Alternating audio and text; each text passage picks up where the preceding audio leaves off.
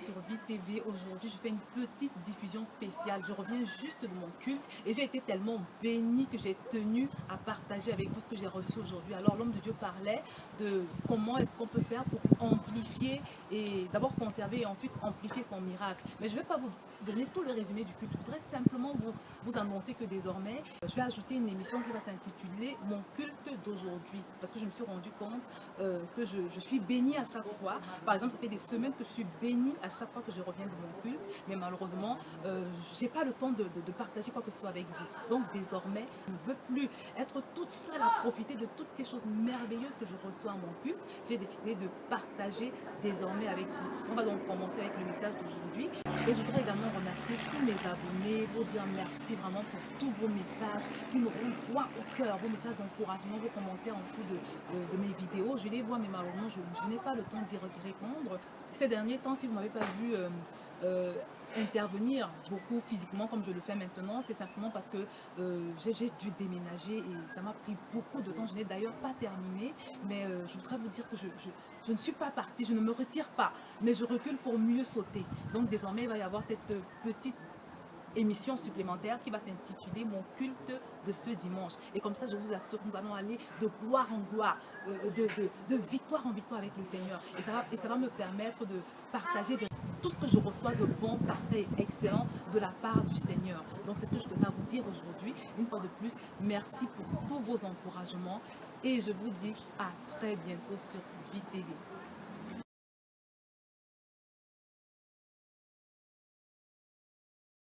Bienvenue dans l'une des représentations diplomatiques du royaume des cieux, là où des personnes ordinaires, avec l'amour de Dieu, au contact de l'amour de Dieu, deviennent des champions. Est-ce que quelqu'un peut élever Jésus? Nous allons prendre le temps de l'accueillir. Le roi de gloire fait son entrée. Le roi de gloire se manifeste. Oh, nous t'accueillons, roi de gloire. Oh, Sandalambabagé. Mon Dieu est grand, si fort, si puissant. Dieu est là, Dieu est là. Où que j'aille, où que je sois, oui, Dieu est là. Dieu est là, Dieu est là, Dieu est là. Où que j'aille, où que je sois, oui, Dieu est là. Quelqu'un a soif de plus de toi ce matin. Quelqu'un a soif de plus de toi ce matin. Quelqu'un est assoiffé de plus de toi ce matin. Quelqu'un a faim de Dieu ce matin. Quelqu'un a soif de Dieu ce matin.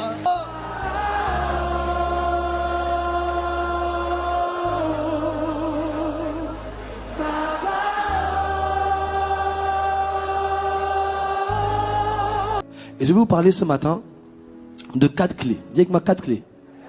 Pour maintenir et amplifier la gloire de Dieu dans ma vie. 4 clés pour maintenir et amplifier la gloire de Dieu dans ma vie. Amen. Pouvez-vous, on va aller dans la... Vous êtes prêts? On va aller dans la parole directement. Jean 5 au verset 14. Jean 5 au verset 14. Depuis, Jésus le trouva dans le temple et lui dit, voici, tu as été guéri, ne pêche plus, de peur qu'il ne t'arrive quelque chose de pire. Ce passage-là, nous connaissons ce contexte pour certains d'entre nous, sinon le pasteur Ahmed est revenu dessus la semaine dernière. C'est cet homme, malade depuis 38 ans, dans le temple, et Jésus vient le voir, Jésus lui demande, veux-tu être guéri? Au lieu de dire tout simplement, oui, je veux être guéri, ou même mieux, qu'est-ce que tu crois, d'après toi? Il raconte tout un discours, et finalement Jésus le guérit. Et plus tard, Jésus le retrouve, et lui dit, dans le temple, Jésus lui dit, ne pêche plus, de peur qu'il ne t'arrive quelque chose de pire. Cet homme, la Bible ne le dit pas, mais il était probablement dans cet état à cause du péché. Et même s'il n'était pas là à cause du péché, le diable est toujours à l'affût de la moindre porte ouverte par le péché pour frapper une personne. Vois-tu, j'ai vu beaucoup de personnes recevoir des miracles, recevoir des grâces de Dieu et tout perdre. Et tout perdre. Première clé, c'est reste caché en Christ. Dis avec moi, reste caché en Christ. Tu vois, j'ai vu des personnes voir des percées, voir des grâces abondantes, voir des victoires. des libérations, des témoignages puissants et tout perdre. Jésus dit que, Jésus lui dit que non simplement tu pourrais tout perdre, mais tu pourrais devenir pire qu'avant. En 2006, je servais au niveau des groupes d'impact et nous avons reçu un appel de l'étranger, de personnes qui nous ont appelés d'une église, des frères de notre église, une église aux Antilles, qui nous appellent pour nous dire voilà, nous vous envoyons quelqu'un, il faudrait pouvoir le recevoir et le suivre. Il est venu chez nous, il a donné sa vie à Jésus, mais nous l'envoyons chez vous, nous connaissons votre assemblée et nous le confions à vous. Et donc, je prends rendez-vous avec le frère, je le rencontre dans une gare, et quand je le vois, je vois un homme qui avait du mal à marcher, qui tenait à peine debout. J'ai même dû le porter pour le ramener à sa voiture. Et je finis par le prendre et je le suis. Et cet homme m'explique ce qui lui est arrivé. Il me dit en fait, quand il est parti aux Antilles, il est parti pour mourir. Parce que les médecins ne savaient pas ce qu'il avait. La médecine avait dit, écoutez monsieur, on n'a rien pour vous. Vaut mieux aller finir auprès de vos parents. Donc il était parti pour finir tout simplement. Et par la grâce de Dieu, il rencontre Jésus-Christ. Il donne sa vie à Jésus et il ne meurt pas. Alléluia. Et, oh, gloire à Dieu. Je peux bénir Dieu. Maintenant, le frère est revenu et on avance. Et son cas était complet. C'était un cas lourd. Voyez-vous comment ça s'est arrivé? Cet homme, à la base, était un grand sportif. C'était un marathonien. Il est arrivé à devenir handicapé, à ne plus pouvoir se déplacer. Et il m'explique qu'en fait, tout a commencé lors de son mariage. En fait, la femme qu'il voulait épouser était une femme qui avait une alliance avec ce qu'on appelle aux Antilles, garder des affaires, autrement dit un sorcier. Et cet homme avait fait un pacte avec cette femme en disant, tout homme qui t'épousera mourra. Et cette femme lui avait dit, non, moi je ne suis pas bien pour toi. Il avait insisté, c'est toi, moi, je ne crois pas. Il était païen à l'époque. Donc il s'est marié avec elle. Et dès l'instant où il s'est marié, il est tombé malade. Il travaillait dans la climatisation, donc il travaillait en hauteur. Il avait des pertes de connaissances, il faisait des chutes de 2, 3 mètres, 5 mètres. Et quand on le voit, on a prié. Ça a duré sur 2 ans. Guérison, prière, libération. Par la grâce de Dieu, commence à aller de mieux en mieux. Et même à un moment donné, finalement, il se sépare de sa femme. Parce qu'elle ne supportait pas qu'il soit converti. Je raccourcis. Il y a d'autres choses encore. Mais il se sépare. Et là, il est complètement guéri. Tu sais, il y a des personnes qui peuvent faire de ta vie un enfer. Fais attention à qui tu vas épouser. Ça peut être le paradis, ça peut être l'enfer ici-bas sur terre. Dieu te donne la grâce de trouver la bonne personne au nom de Jésus. Et dès qu'il s'est séparé, il a été totalement restauré. Il a commencé le sport. Il a commencé à faire plein de choses. Il allait très bien. Et du coup, je dis, toi maintenant, c'est bon, continue à avancer. Et je le suivais à distance. À un moment donné, il a rencontré une sœur. Ils se sont fiancés. Gloire à Dieu. Un jour, je le rencontre à l'église, ici. Je sors d'une formation et je le vois en train de boiter. Je dis, qu'est-ce qui t'arrive? Il me fait, je dis, toi, tu as ouvert une porte. Je dis ça directement. Il me dit, il faut qu'on se voit. Il faut qu'on se parle. Le lendemain soir, je vais chez lui. Il m'annonce, il me dit, à l'époque j'étais encore frère, il me dit vraiment, Freddy, je dois avouer, je suis tombé avec ma fiancée. Bien aimé, en 3 mois il est mort. Quelqu'un qui a été miraculeusement guéri, miraculeusement délivré, miraculeusement libéré, a tout perdu. A tout perdu. Je vois qu'il est mort sauvé. Et vous voyez, c'était triste parce que j'étais son témoin de mariage. À son mariage, je devais le porter devant le maire, pas qu'il tombe. C'était triste. Et 2 semaines après le mariage, on m'appelle, un après-midi, viens en urgence, j'arrive et je vois son corps inerte dans la maison. Quelqu'un qui a vu la grâce de Dieu a tout perdu. Reste caché en Christ. Je vais t'expliquer une chose. Je voudrais que les frères venaient. Les mêmes, si possible.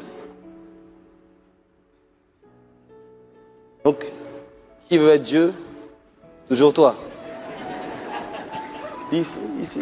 Il a bon goût.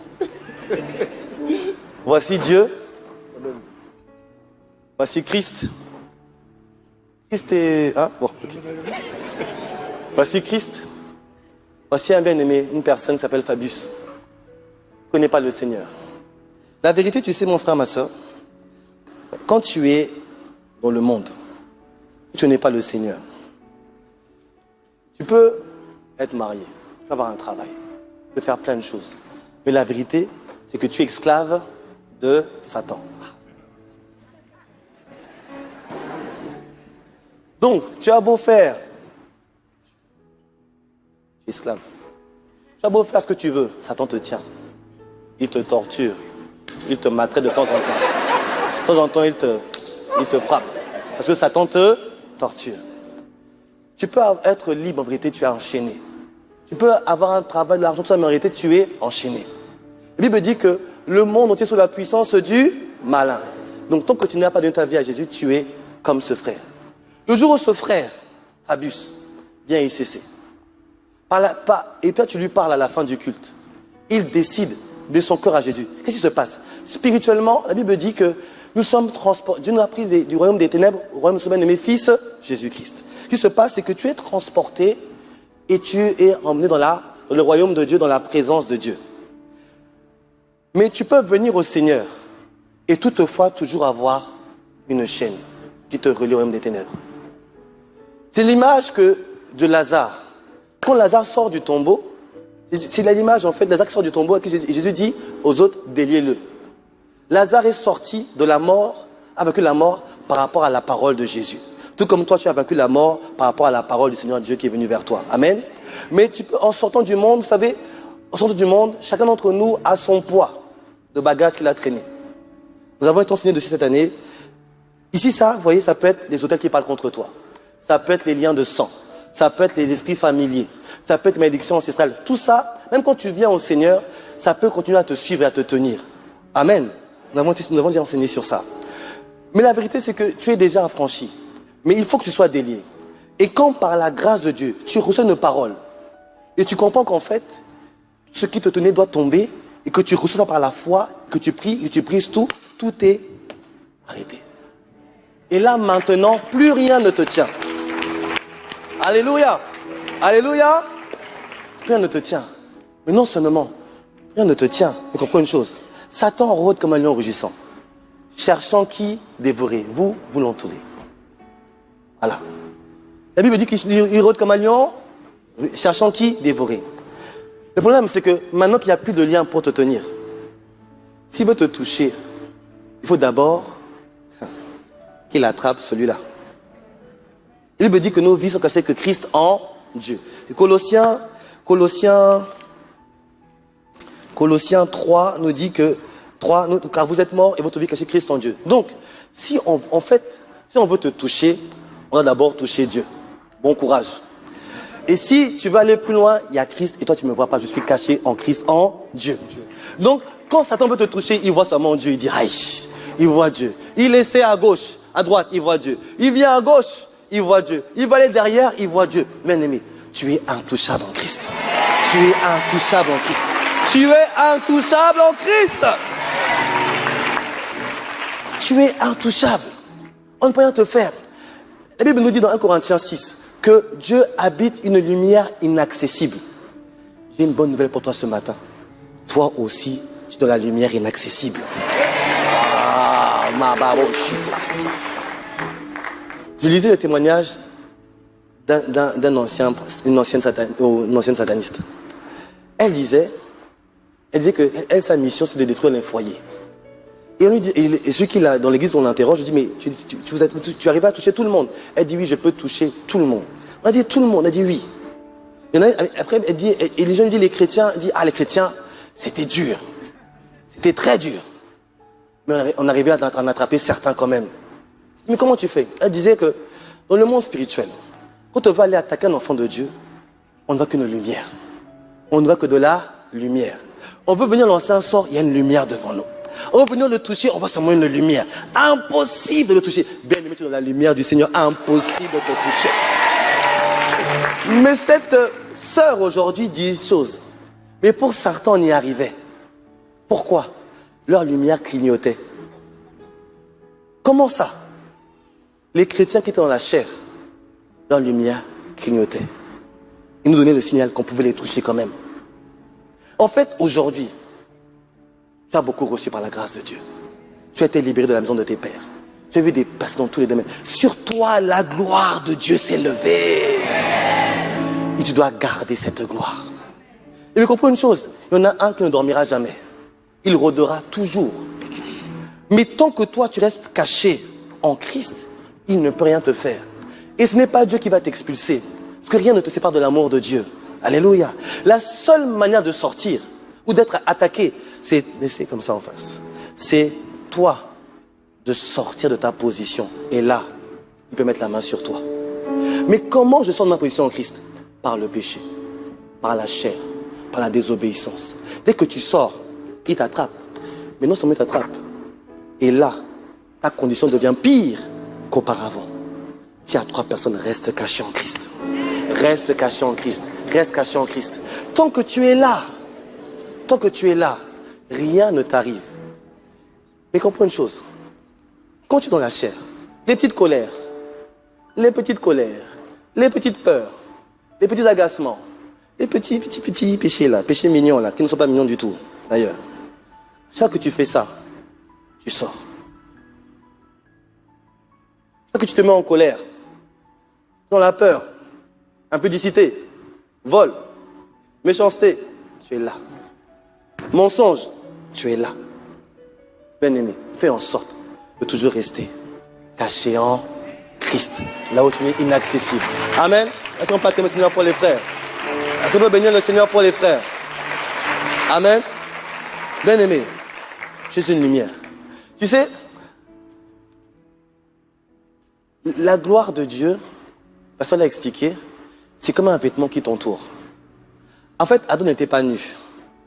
Quand il a désobéi, que Dieu s'est retiré, il a dit, il a vu qu'il était nu. Mais avant, il ne voyait pas sa nudité. Pourquoi? En fait, il avait un vêtement spirituel appelé la gloire de Dieu. Mais que quand ce vêtement est sur toi, en réalité, quand cette gloire est là, en fait, toi, tu ne vois pas, mais spirituellement, tu es revêtu d'un habit de gloire, une lumière. Et tout est fait, et tout sera fait pour que tu sortes de là. Mais je sais que par la grâce de Dieu, tu ne sortiras pas de là au nom de Jésus. Donne-moi un bon amen, amen, amen. À chaque fois, fais tout.